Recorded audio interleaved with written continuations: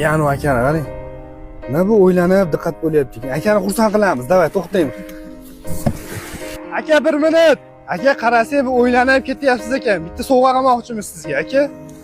Pul tanlaysizmi, gul tanlaysizmi, aka? Bir yo'l olib boraymi? Aka qayerga olib bormoqchisiz meni, aka? Onamni oldiga. Ketdi.